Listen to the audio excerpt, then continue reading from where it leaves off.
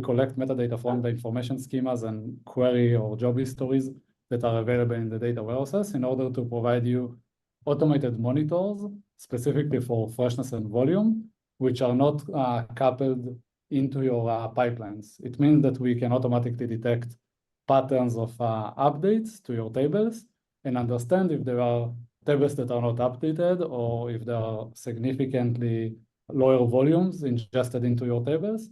And this way you get like a wide coverage of volume and freshness without needing to manually and one by one configuring it into your tables. So this is why it's called automated monitors, because they don't require any configurations from your side. And it's also important that these monitors are implemented this way, because if there is an issue with your pipeline, that something happens, someone changed the schedule, there's like a failure with the pipeline itself, then you are covered with these monitors, and these are really decoupled from the pipeline itself. So we mentioned that we have the automated monitors out of the box. So by default, when you will onboard to elementary, you will see an increase that is dramatic in terms of the number of volume and freshness validations, because once you onboard to elementary, we automatically pull all the metadata from the query history and provide you coverage of automated volume and freshness for all your tables. So it looks as follows. You can see a graph that represents the incremental updates to the table. So each point here is a metric that represents the number of rows at this update time. And you can see that in this case, all of a sudden the table stopped growing. And this is why it was marked as an anomaly. You can also tweak the settings and do some fine tuning to the automated monitors. So you can say that you only care about drops or spikes.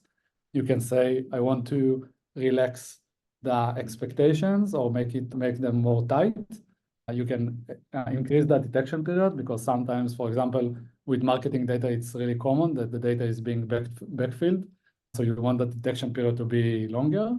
So then once you are satisfied with the changes, you can simulate the changes and see how they will impact the test results. And then you can just save it. And from now on, the test will run with these settings, and it will also trigger another run for this test specifically. In addition, you can also provide us feedback. So you can say if this was a false positive or true positive, you can add some context about it. Our algorithms get these tagged results and use them to improve the model. And if there are many false positives, they will make it less sensitive. And we also have a human in the loop, that like an analyst that reviews these feedbacks and is making sure that the algorithm adjusted correctly to the given feedback. So we really recommend to work with both the settings and the feedback to fine tune the results. Usually after a few days, once you connected your data warehouse, the automated volumes are stabilized and you get accurate results. So it usually takes a few days until all the backfilling is done and you worked with it a little and you did some fine tuning. But usually after a few days, you don't need to configure them anymore, and it works well. Let's see an example for automated freshness. So for automated freshness, what we do is that we show you a graph that represents updates. Each and every line that you see is an actual update to the underlying monitor table. So the time between two lines is the time without updates. It's the gap between two consecutive updates. And this way you can see like the cadence of updates. You can see that this table is usually getting updates like every day or so.